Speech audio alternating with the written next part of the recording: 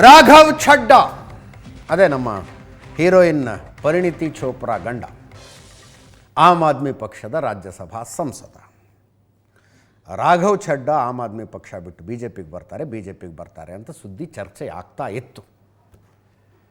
ಅವ್ರ ಜೊತೆಗೆ ಇನ್ನೂ 6 ಜನ ಬರ್ತಾರೆ ಅಂತ ಗೊತ್ತಿರಲಿಲ್ಲ. It was a surprise. ಒಟ್ಟು 7 ಜನ, ಆ ಪೈಕಿ 3 ಜನ ಅಧಿಕೃತವಾಗಿ ಬಿ ಜೆ ಪಿ ಕಚೇರಿಯಲ್ಲಿ ಬಿ ಜೆ ಪಿಯನ್ನು ಜಾಯ್ನ್ ಆದರು. ಬ್ಯಾಕ್ಗ್ರೌಂಡ್ ಸ್ವಲ್ಪ ಹೇಳಿದೆ ಇಂಟ್ರಡಕ್ಷನ್ನಲ್ಲಿ. ರಾಘವ್ ಛಡ್ಡಾ ಬಹಳ ಆ್ಯಕ್ಟಿವ್ ರಾಜ್ಯಸಭಾ ಮೆಂಬರ್ ಅವರು. ಇತ್ತೀಚೆಗೆ ಭಾಳ ಸುದ್ದಿನೂ ಆಗ್ತಾಯಿದ್ರು, ಸೋಷಿಯಲ್ ಮೀಡಿಯಾದಲ್ಲಿ ಭಾಳ ಚರ್ಚೆ ಆಗ್ತಾಯಿತ್ತು. ನಿಜವಾಗಿಯೂ ಜನಸಾಮಾನ್ಯರಿಗೆ ಬೇಕಾದ ವಿಷಯಗಳನ್ನು ಚರ್ಚೆ ಮಾಡ್ತಾರೆ ಅಂತ. ಪರಿಣಿತಿ ಚೋಪ್ರಾ ಅವ್ರ ಗಂಡ ನಿಜವಾಗಿಯೂ ಜನಸಾಮಾನ್ಯರಿಗೆ ಬೇಕಾದ ವಿಷಯಗಳನ್ನು ಚರ್ಚೆ ಮಾಡ್ತಾರೆ ಅಂತ.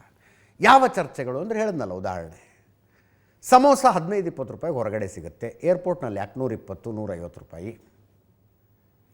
ನಾವು 100 ರೂಪಾಯಿಗೆ ಮೊಬೈಲ್ ರೀಚಾರ್ಜ್ ಮಾಡಿದರೆ ಪ್ರೀಪೇಡ್ನವರು 98-97 ರೂಪಾಯಿ ಟಾಕ್ ಟೈಮ್ ಯಾಕೆ ಸಿಗುತ್ತೆ.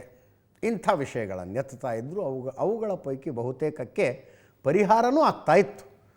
ಮೊನ್ನೆಲ್ಲೂ ನೋಡಿದೆ ನಾನು, ಏರ್ಪೋರ್ಟ್ನಲ್ಲಿ ಕಡಿಮೆ ಬೆಲೆಗೆ ತಿಂಡಿ ಸಿಗುವ ಸ್ಟಾಲ್ಗಳು ಓಪನ್ ಆಗಿದ್ದಾವಂತೆ. ರಾಘವ್ ಛಡ್ಡಾ ಅವರು ಪ್ರಶ್ನೆ ಕೇಳಿ ಉತ್ತರ ತೆಗೆದುಕೊಂಡ ನಂತರ ಅನ್ನೋದನ್ನೆಲ್ಲ ನೋಡ್ತಾ ಇದ್ವಿ. ಏಕಾಏಕಿ ಒಂದು ಆಶ್ಚರ್ಯ ಏನಾಗ್ಬಿಡ್ತು ಅಂದರೆ, ರಾಘವ್ ಛಡ್ಡಾ ರಾಜ್ಯಸಭೆಯಲ್ಲಿ ಆಮ್ ಆದ್ಮಿ ಪಕ್ಷದ ಉಪನಾಯಕರಾಗಿದ್ದರು, ವಿಪಕ್ಷ ಉಪನಾಯಕ. ಆ ಹುದ್ದೆಯಿಂದ ಆಮ್ ಆದ್ಮಿ ಪಾರ್ಟಿಯವರು ಕಿತ್ತಾಕ್ಬಿಟ್ರು ಅವ್ರನ್ನ. ಅದಾದ ಮೇಲೆ ರಾಜ್ಯಸಭೆ ಸ್ಪೀಕರ್ಗೆ ಹೇಳಿದ್ರು, ಇವ್ರಿಗೆ ಮಾತಾಡೋದಕ್ಕೆ ಅವಕಾಶ ಕೊಡಬೇಡಿ ಅಂತ. ಆವಾಗಿನಿಂದ ಒಂಥರ ತಿಕ್ಕಾಟ ಇತ್ತು ಇವರಿಗೂ, ಅರವಿಂದ್ ಕೇಜ್ರಿವಾಲ್ಗೂ, ಇವರಿಗೂ, ಆಮ್ ಆದ್ಮಿ ಪಕ್ಷನಿಷ್ಠರಿಗೂ ಮಧ್ಯದಲ್ಲಿ. ಅವ್ರದ್ದೇನು ಕಂಪ್ಲೇಂಟು, ಹೆಡ್ಲೈನ್ ಗ್ರಾಬಿಂಗ್ ಮಾತಾಡ್ತಾರೆ ರಾಘವ್ ಛಡ್ಡಾ ಅಂತ. ಸೋಷಿಯಲ್ ಮೀಡಿಯಾದಲ್ಲಿ ವೈರಲ್ ಆಗೋದಕ್ಕೆ ಏನು ಬೇಕು, ಪೇಪರ್ನಲ್ಲಿ ಹೆಡ್ಲೈನ್ ಆಗೋದಕ್ಕೆ ಏನು ಬೇಕು, ಅದನ್ನು ಮಾತಾಡ್ತಾರೆ ಹೊರತು ಮೋದಿ ವಿರುದ್ಧ ಅವರು ಗಟ್ಟಿಯಾಗಿ ನಿಂತ್ಕೊಂಡು ಮಾತೇ ಆಡೋದಿಲ್ಲ. ಬೇಕಿದ್ರೆ ತೋರಿಸಿ ನಮಗೆ ಅಂದರು ಆಮ್ ಆದ್ಮಿ ಪಕ್ಷದವರು. ಹಂಗೆ ನಡೀತಾ ಇತ್ತದು. ಅದಾದ ಮೇಲೆ ಚರ್ಚೆ ಭಾಳ ಇತ್ತು. ಇನ್ನೇನು ರಾಘವ್ ಛಡ್ಡಾ ಬಂದುಬಿಡ್ತಾರೆ ಬಿಡಿ ಬಿ ಜೆ ಪಿಗೆ ಅಂತ. ಇವತ್ತು ಬಂದರು. ಜೊತೆಗೆ ಇನ್ನಿಬ್ಬರು ರಾಜ್ಯಸಭಾ ಸದಸ್ಯರಿದ್ದರು. ನಾವು 3 ಜನ ಅಲ್ಲ, ಇನ್ನೂ 4 ಜನ ಲೆಟರ್ ಕೊಟ್ಟು ಬಿಟ್ಟಿದ್ದಾರೆ ಆಲ್ರೆಡಿ ಅಂದರು. ಅವರು ಲೆಟರ್ ಕೊಟ್ಟು ಬಿಟ್ಟಿದ್ದಾರೆ ಆಲ್ರೆಡಿ ಅಂತ. ಅಶೋಕ್ ಮಿತ್ತಲ್, ಇಂಟ್ರೆಸ್ಟಿಂಗ್ಲಿ ಅಶೋಕ್ ಮಿತ್ತಲ್ ಮೇಲೆ ಇತ್ತೀಚೆಗೆ ಇಡಿ ರೇಡ್ ಆಗಿತ್ತಂತೆ. Businessman. ಮೊನ್ನೆ 15ನೇ ತಾರೀಕು ಇಡಿ ರೇಡ್ ಆಗಿದೆ. ಇವತ್ತು 24 ಬಿ ಜೆ ಪಿಗೆ. ಇದೊಂದು ಕೇಸ್ ಮಜಾ ಇದೆ. ರಾಘವ್ ಛಡ್ಡಾ ಅವರನ್ನು ಆಮ್ ಆದ್ಮಿ ಪಕ್ಷದವರು ವಿಪಕ್ಷ ಉಪನಾಯಕನ ಸ್ಥಾನದಿಂದ ತೆಗೆದು ಹಾಕಿದ ಮೇಲೆ ಈ ಅಶೋಕ್ ಮಿತ್ತಲ್ ಅವ್ರನ್ನ ಉಪನಾಯಕ ಮಾಡಿದರು. ಈಗ ರಾಘವ್ ಛಡ್ಡಾನೂ ಬಿ ಜೆ ಪಿಗೆ, ಅಶೋಕ್ ಮಿತ್ತಲ್ಲು ಬಿ ಜೆ ಪಿಗೆ. ಏನಂತೀರಿ ಇದನ್ನು? ಏಪ್ರಿಲ್ 2028 ತನಕ ಅಧಿಕಾರಾವಧಿ ಇತ್ತು. ರಾಘವ್ ಛಡ್ಡಾ ಅವ್ರದ್ದು ಏಪ್ರಿಲ್ 2028 ತನಕ ಇತ್ತು. ಸಂದೀಪ್ ಪಾಠಕ್, ಪಂಜಾಬ್ನಿಂದ ಆಯ್ಕೆಯಾಗಿದ್ದ ಮತ್ತೊಬ್ಬ ರಾಜ್ಯಸಭಾ ಸದಸ್ಯ, ಏಪ್ರಿಲ್ 2028 ತನಕ ಅಧಿಕಾರಾವಧಿ ಇತ್ತು. ಕ್ರಿಕೆಟರ್ ಹರ್ಭಜನ್ ಸಿಂಗ್ 2028 ತನಕ ಅಧಿಕಾರಾವಧಿ ಇದೆ, ಪಂಜಾಬ್ನಿಂದ ರಾಜ್ಯಸಭೆಗೆ ಆಯ್ಕೆಯಾಗಿದ್ದಾರೆ. ವಿಕ್ರಮ್ಜಿತ್ ಸಿಂಗ್ ಶಣೈ ಪಂಜಾಬ್ನಿಂದನೇ ಆಯ್ಕೆಯಾಗಿದ್ದಾರೆ, 2028 ತನಕ ಅಧಿಕಾರ ಇದೆ.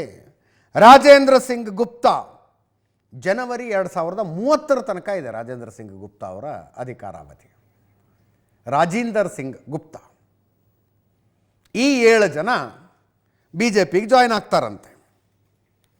ಸ್ವಾತಿ ಮಲಿವಾಲ್ ಗಲಾಟೆ ಗೊತ್ತಲ್ಲ. ರಾಘವ್ ಛಡ್ಡಾಗಿಂತ ಮೊದಲೇ ಆಮ್ ಆದ್ಮಿ ಪಕ್ಷದ ಜೊತೆಗೆ, ಅದರಲ್ಲೂ ವಿಶೇಷವಾಗಿ ಅರವಿಂದ್ ಕೇಜ್ರಿವಾಲ್ ಜೊತೆಗೆ, ಇವ್ರದ್ದು ಏನೇನೂ ಅಲ್ಲ. ರಾಘವ್ ಛಡ್ಡಾ ವರ್ಸಸ್ ಅರವಿಂದ್ ಕೇಜ್ರಿವಾಲ್ ಏನೂ ಅಲ್ಲ. ಇದು 1%, 0.1% ಇದು. ಇವ್ರ ಕಿತ್ತಾಟ ಪೀಕಿಗಿದು. ಈಕೆ ಕಂಪ್ಲೇಂಟ್ ಕೊಟ್ಟರು, ಅರವಿಂದ್ ಕೇಜ್ರಿವಾಲ್ ಗನ್ ಮ್ಯಾನ್ಗಳು ನನ್ನ ಮೇಲೆ ಹಲ್ಲೆ ಮಾಡಿದ್ದಾರೆ, ಚೀಫ್ ಮಿನಿಸ್ಟರ್ ಮನೇಲಿ ಹಲ್ಲೆ ಮಾಡಿದ್ದಾರೆ ಅಂತ. ಆವತ್ತಿನಿಂದ ಆಮ್ ಆದ್ಮಿ ಪಕ್ಷದಿಂದ ಸಂಪರ್ಕ ಕಡಿದುಕೊಂಡಿದ್ದರು. ಅವರು ಕೂಡ ಜಾಯ್ನ್ ಆಗ್ತಾರಂತೆ. ಈಗ ಒಟ್ಟು 10 ಜನ ಇದ್ದರು ರಾಜ್ಯಸಭೆ ಸದಸ್ಯರು ಆಮ್ ಆದ್ಮಿ ಪಕ್ಷಕ್ಕೆ. ಈ 7 ಜನ ಈ ಕಡೆ ಬಂದ ಮೇಲೆ ಅಲ್ಲಿ ಸಂಜಯ್ ಸಿಂಗ್ ಉಳಿದ್ರು, ಎನ್ ಡಿ ಗುಪ್ತಾ ಉಳಿದ್ರು, ಬಲ್ಬೀರ್ ಸಿಂಗ್ ಸಿಚೇವಾಲ ಉಳಿದ್ರು. 3 ಜನ ಉಳ್ಕೊಂಡಿದ್ದಾರೆ.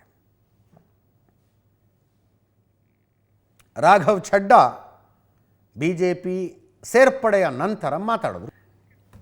2/3 ಅಂತ ಯಾಕೆ ಒತ್ತಿ ಹೇಳಿದ್ರು ಗೊತ್ತು ನಿಮಗೂ? ಯಾವುದೋ ಒಂದು ಪಕ್ಷದಿಂದ ಜನಪ್ರತಿನಿಧಿಯಾಗಿ ಆಯ್ಕೆಯಾಗಿ ಬಂದಂಥ ಒಬ್ಬ ವ್ಯಕ್ತಿ ತನ್ನ ಅವಧಿ ಮುಗಿಯುವ ಮೊದಲೇ ಇನ್ನೊಂದು ಪಕ್ಷಕ್ಕೆ ಪಕ್ಷಾಂತರಗೊಂಡರೆ ಆತ ತನ್ನ ಸದಸ್ಯತ್ವವನ್ನು ಕಳೆದುಕೊಳ್ತಾನೆ. ಉದಾಹರಣೆಗೆ ಸುಮ್ಮನೆ BJPಯಿಂದ MLA ಆಗಿದ್ದಾರಪ್ಪ, ಇನ್ನೂ ಅವಧಿ ಇದೆ, ನಾ ಕಾಂಗ್ರೆಸ್ಸಿಗೆ ಸೇರ್ಕೊತೀನಿ ಅಂದುಬಿಟ್ರೆ ಆತ ತನ್ನ MLA ಸ್ಥಾನ ಕಳ್ಕೊತಾನೆ. ಆ ಕ್ಷೇತ್ರಕ್ಕೆ ಮತ್ತೆ ಬೈ ಎಲೆಕ್ಷನ್ ಆಗುತ್ತೆ. ಇದು ಯಾವಾಗ ಅಪ್ಲೈ ಆಗೋದಿಲ್ಲ ಅಂದರೆ 2/3 ಹೊರಗೆ ಬಂದಾಗ. 3 ಜನ ಶಾಸಕರಿದ್ದು ಅವರ ಪೈಕಿ 2 ಹೊರಗೆ ಬಂದರೆ ಇದು ಅಪ್ಲೈ ಆಗೋದಿಲ್ಲ. 2 ಹೊರಗೆ ಬಂದರೆ ಅಪ್ಲೈ ಆಗೋದಿಲ್ಲ. ಇದು 3 ಪೈಕಿ 2. ಇಲ್ಲಿ 10ರಲ್ಲಿ 7 ಜನ ಬಂದುಬಿಟ್ರು. ನಿಮ್ಗೆ ನೆನಪಿದೆ, ಮಹಾರಾಷ್ಟ್ರದಲ್ಲಿ ಆಗಿತ್ತಲ್ಲ ಲಾಸ್ಟ್ ಟರ್ಮ್ನಲ್ಲಿ. ಶಿವಸೇನೆ ಇತ್ತು, ಉದ್ಧವ್ ಠಾಕ್ರೆ ನೇತೃತ್ವದಲ್ಲಿ ನಡೀತಾ ಇತ್ತು. 2/3 MLAಗಳು ಹೊರಗೆ ಬಂದುಬಿಟ್ರು.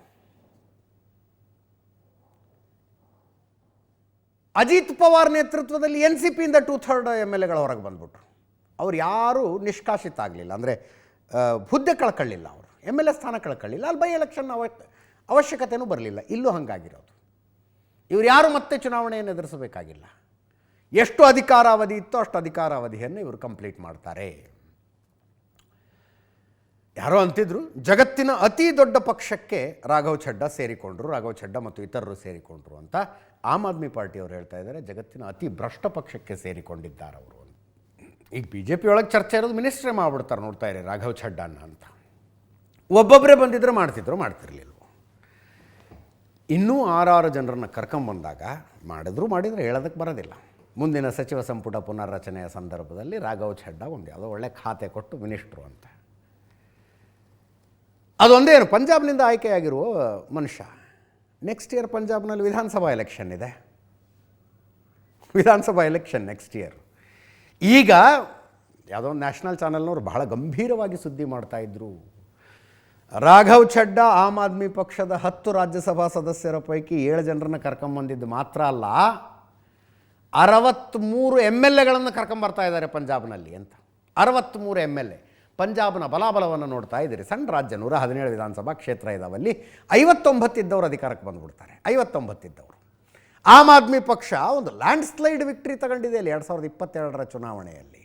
92 ಗೆದ್ದಿದ್ದಾರೆ. 92 ಗೆದ್ದಿದ್ದಾರೆ. ಅವರ ಪೈಕಿ 63 ಜನನ ಹೊರಗೆ ಕರ್ಕೊಂಬರ್ತಾರೆ ರಾಘವ್ ಛಡ್ಡಾ. ನೋಡ್ತಾ ಇರಿ, ಪಂಜಾಬ್ನಲ್ಲಿ BJP ಗೌರ್ಮೆಂಟ್ ಆಗುತ್ತೆ ಅಂತ ಒಂದು ನ್ಯಾಷನಲ್ ಚಾನಲ್ನಲ್ಲಿ ಬಹಳ ಗಂಭೀರವಾಗಿ ಸುದ್ದಿ ಬರ್ತಾ ಇತ್ತು. ಸುಮ್ಮನೆ ನಿಮ್ಮ ಗಮನಕ್ಕಿರಲಿ ಅಂತ ಹೇಳ್ತಾ ಇರೋದು. 78.6% ಸ್ಥಾನಗಳನ್ನು ಆಮ್ ಆದ್ಮಿ ಪಕ್ಷ 2022 ಚುನಾವಣೆಯಲ್ಲಿ ಗೆದ್ದುಕೊಂಡಿದೆ. ನ್ಯಾಷನಲ್ ಚಾನಲ್ನಲ್ಲಿ ಬಂತು ಅಂತ ಹೇಳಿರೋದು ಇದು ನಿಜ ಆದರೆ ಏನು ಆಶ್ಚರ್ಯ ಪಡಬೇಕಾಗಿಲ್ಲ. ನೋಡಿ, ಆಮ್ ಆದ್ಮಿ ಪಕ್ಷದವ್ರು ಹೇಳ್ತಾ ಇದ್ರು, ಅರವಿಂದ್ ಕೇಜ್ರಿವಾಲ್ ಹೇಳ್ತಾ ಇದ್ರು, ನೋಡ್ತಾ ಇರಿ ರಾಘವ್ ಛಡ್ಡಾ BJPಗೆ ಹೋಗ್ತಾರೆ, ನೋಡ್ತಾ ಇರಿ ರಾಘವ್ ಛಡ್ಡಾ BJPಗೆ ಹೋಗ್ತಾರೆ ಅಂತ. ಅರವಿಂದ್ ಕೇಜ್ರಿವಾಲ್ ಭವಿಷ್ಯವಾಣಿ ನಿಜ ಆಯಿತು ಅಂತ ಇವತ್ತು ಸಂಜೆಯಿಂದ ಯಾರೋ ಹೇಳ್ತಾ ಇದ್ರು. ಅವರ ಆ ಹೇಳಿಕೆಯ ವಿಡಿಯೋ ಭಾಳ ವೈರಲ್ ಆಗ್ತಾ ಇದೆ. ಅರವಿಂದ್ ಕೇಜ್ರಿವಾಲ್ ಮೊದಲೇ ಹೇಳಿದ್ರು. ಇದಕ್ಕಿಂತ ಮಜಾ ಗೊತ್ತಾ? ಕುಮಾರ್ ವಿಶ್ವಾಸ್ ಗೊತ್ತಿರ್ಬೇಕು ನಿಮಗೆಲ್ಲ. ಅಪನೆ ರಾಮ್ ಅಂತ ಒಂದು ಅದ್ಭುತವಾದ ಕಾರ್ಯಕ್ರಮ ಮಾಡ್ತಾರೆ. ಈಗ ಅವರು ಸರ್ಚ್ ಮಾಡಿದರೆ ಸಿಗುತ್ತೆ. ಮುಂಚೆ ಆಮ್ ಆದ್ಮಿ ಪಾರ್ಟಿಲಿದ್ದರು. ಆಮ್ ಆದ್ಮಿ ಪಕ್ಷದ ಸಂಸ್ಥಾಪಕ ಸದಸ್ಯ. ಅವರು 1 ವರ್ಷದ ಮುಂಚೆನೇ ಹೇಳಿದರು, ಅರವಿಂದ್ ಕೇಜ್ರಿವಾಲ್ ಯಾರ ಬೆಳವಣಿಗೆಯನ್ನು ಸಹಿಸಿಕೊಳ್ಳೋದಿಲ್ಲ. ಈಗ ಆವಾಗ 1 ವರ್ಷದ ಮುಂಚೆ ಅವರು ಹೇಳಿದ್ದು, ಆ ಹುಡುಗ ಇದ್ದಾನಲ್ಲ ರಾಘವ್ ಛಡ್ಡಾ, ನೋಡಕ್ಕೆ ಸ್ಫುರದ್ರೂಪಿ, ಹ್ಯಾಂಡ್ಸಮ್ಮು, ಆ ಹೀರೋಯಿನ್ನನ್ನು ಬೇರೆ ಮದುವೆ ಮಾಡ್ಕೊಂಡಿದ್ದಾನೆ, ಸೋಷಿಯಲ್ ಮೀಡಿಯಾದಲ್ಲಿ ಬಹಳ ವೈರಲ್ ಆಗ್ತಾನೆ, ಅರವಿಂದ್ ಕೇಜ್ರಿವಾಲ್ರ ನೆಕ್ಸ್ಟ್ ಟಾರ್ಗೆಟ್ ಇದೇ ಹುಡುಗ ನೋಡಿ ಅಂತ ಕುಮಾರ್ ವಿಶ್ವಾಸ್ ಹೇಳಿದ್ದು ಕೂಡ ವಿಪರೀತ ವೈರಲ್ ಆಗ್ತಾ ಇದೆ. 2 ಭವಿಷ್ಯಗಳ ನಿಜ ಆದ ಹಂಗಾಯಿತು. ಮುಂದಿನ ಸುದ್ದಿಗೆ ಹೋಗೋಣ.